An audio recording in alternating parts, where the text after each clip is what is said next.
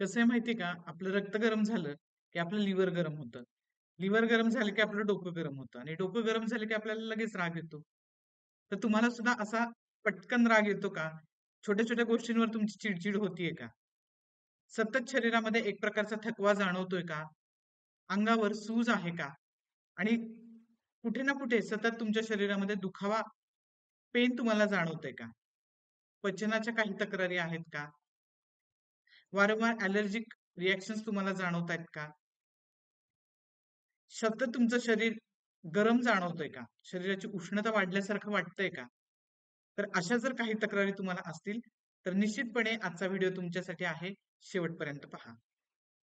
नमस्कार, मी डॉक्टर अमृता देशमुख. माझ्या स्वास्थ्य या YouTube चॅनलमध्ये आपणा सर्वांचं मनापासून स्वागत करीत आहे. आजच्या या व्हिडिओमध्ये आपण पाहणार आहोत, रक्त म्हणजे नक्की काय? शुद्ध रक्त काय आहे? अशुद्ध रक्त काय आहे? रक्तातील झालेल्या बिघाडामुळे आपल्या शरीरावर काय काय लक्षणं दिसून येतात, परिणाम दिसून येतात. रक्ताचे नॉर्मल फंक्शन्स काय आहेत आपल्या शरीरामध्ये आणि त्याच्यावरती होमिओपॅथिक पद्धतीने कसे उपचार करता येतील. आज ही सगळी माहिती आपण आपल्या व्हिडिओमध्ये सविस्तर पाहणार आहोत. तर चला करूया सुरुवात. सुरुवातीला आपण बघूयात रक्त म्हणजे काय. तर रक्त हे आपल्या शरीरातील एक महत्वाचं बॉडी फ्लुइड आहे, द्रव घटक आहे. ज्याच्यामध्ये प्लाझ्मा, रेड ब्लड सेल्स म्हणजे लाल रक्तपेशी, व्हाईट ब्लड सेल्स म्हणजे पांढऱ्या रक्तपेशी आणि प्लेटलेट्स यांचा समावेश असतो. त्यानंतर शुद्ध रक्त म्हणजे काय? तर ज्या रक्तामध्ये ऑक्सिजनचं प्रमाण जास्ती असतं, अशा रक्ताला शुद्ध मानलं जातं. आणि ज्या रक्तामध्ये कार्बन डायऑक्साईडचं प्रमाण जास्ती असतं, अशा रक्ताला शुद्ध रक्त मानलं जातं. तर अशुद्ध रक्त म्हणजे काय? तर ज्या वेळेला रक्ताची उष्णता जास्ती प्रमाणात वाढते, रक्ताचा पीएच ऍसिडिक होतो, अशुद्ध घटक त्यामध्ये निर्माण होतात. त्यावेळेला असं रक्त अशुद्ध मानलं जातं. तर आता आपण सुरुवातीला बघूयात की रक्ताची नॉर्मल फंक्शन, रक्त आपल्या शरीरामध्ये कुठली कुठली कार्य पार पाडत असतं. तर अतिशय महत्वाची कार्य अशी रक्त पार पाडतं आपल्या शरीरामध्ये. त्यातलं सगळ्यात महत्वाचं कार्य म्हणजे रक्त आपल्या शरीरातील प्रत्येक पेशीला ऑक्सिजन आणि व्हायटल न्यूट्रिएंट्स पुरवण्याचं काम करत असतं. त्यानंतर आपल्या शरीराचं टेम्परेचर मेंटेन करण्याचं काम सुद्धा रक्तच करत असतं. रक्त आपल्या शरीरामध्ये हार्मोन्सला संतुलित ठेवण्याचं काम, बॅलन्समध्ये ठेवण्याचं काम करत असतं. त्यानंतर आपल्या शरीरामधील जो इलेक्ट्रोलाइट बॅलन्स आहे, तो मेंटेन ठेवण्याचं, होमिओस्टॅसिस मेंटेन ठेवण्याचं काम सुद्धा रक्ताकडूनच केलं जातं. रक्त हे आपल्या शरीरामध्ये इम्युनिटी वाढवण्यासाठी, रोगप्रतिरोधक शक्ती वाढवण्यासाठी महत्वाचं असतं. इन्फेक्शन रोखण्यासाठी महत्वाचं असतं. वारंवार होणारा रक्तस्राव जो आहे, तो थांबवण्यासाठी, ब्लड क्लॉटिंगसाठी सुद्धा रक्त हे अतिशय महत्वाचं असतं. त्यानंतर आपल्या शरीरामध्ये जे फ्लुइड व्हॉल्यूम आहे, ते रक्ताकडूनच मेंटेन केले जातं.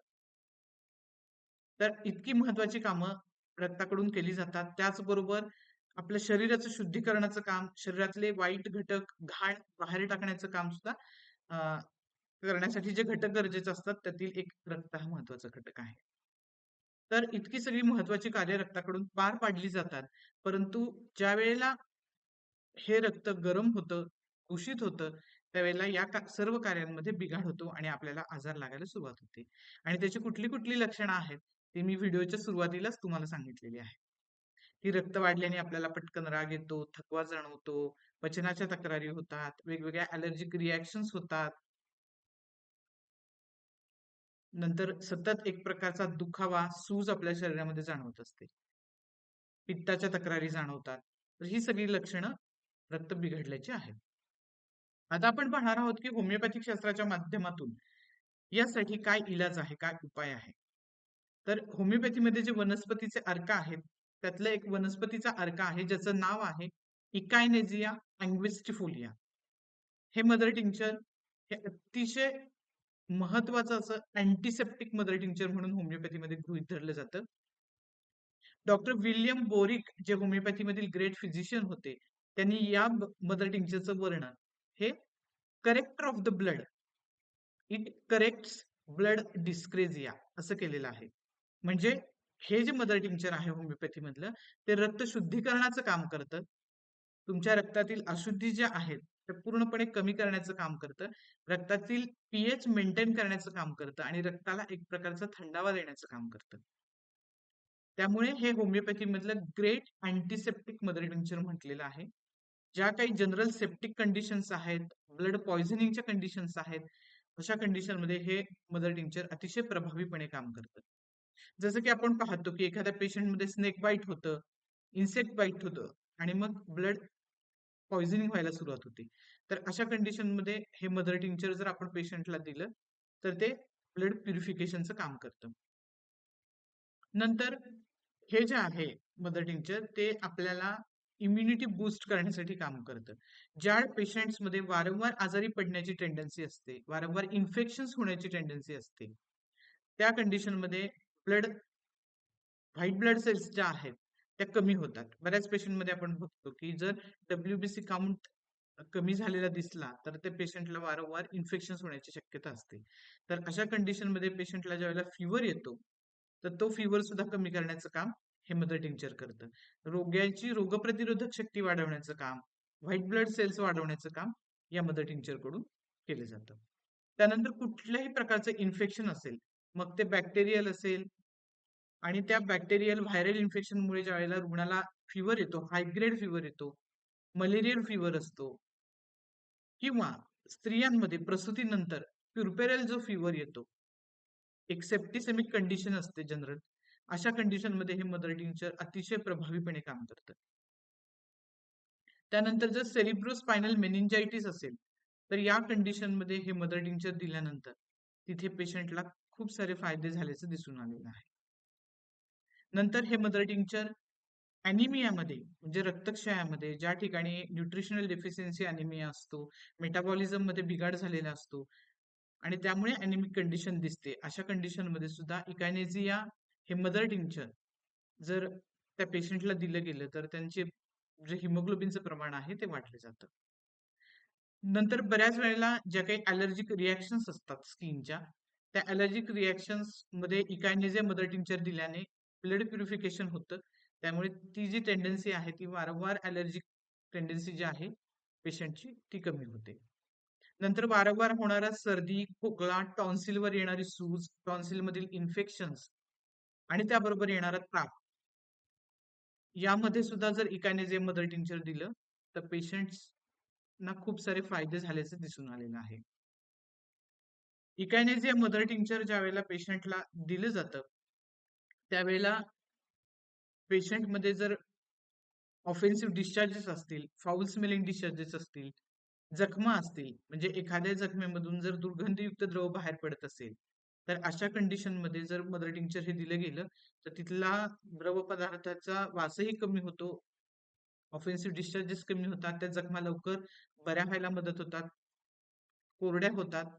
त्यामुळे ऑफेन्सिव्ह डिस्चार्जेस दिसून आले तर हे मदर टिंक्चर दिल्याने अतिशय चांगले फायदे होतात.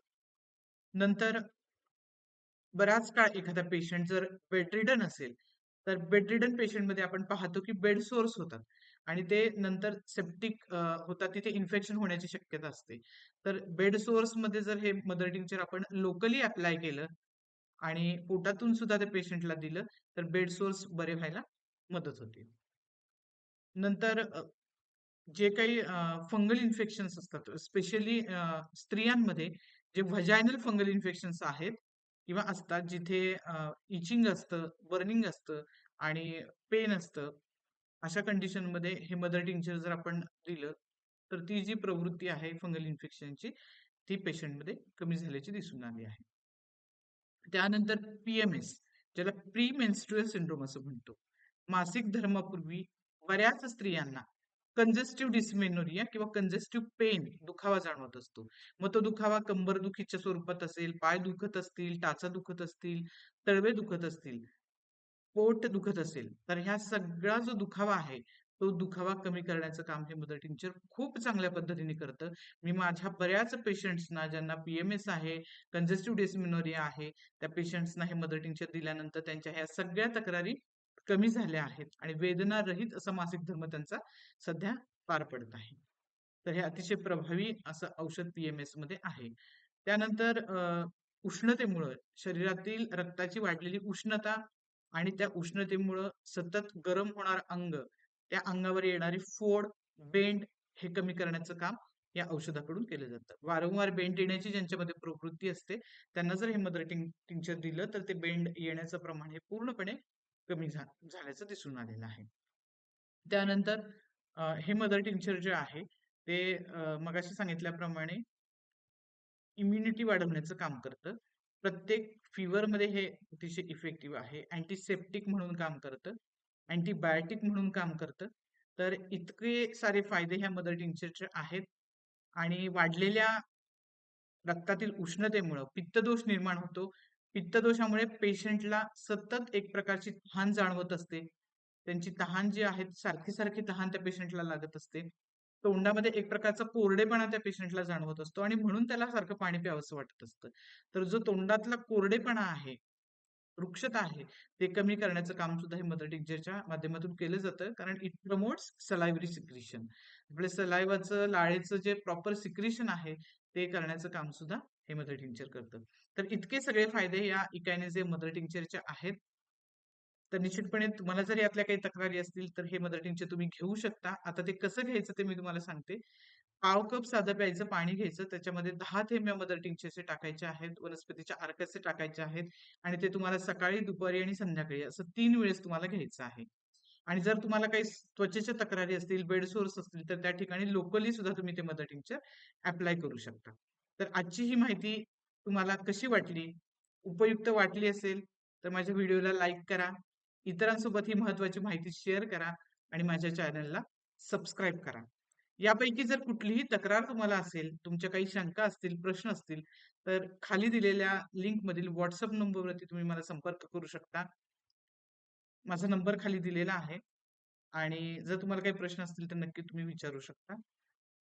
भेटूया पुढच्या व्हिडिओमध्ये. तोपर्यंत धन्यवाद.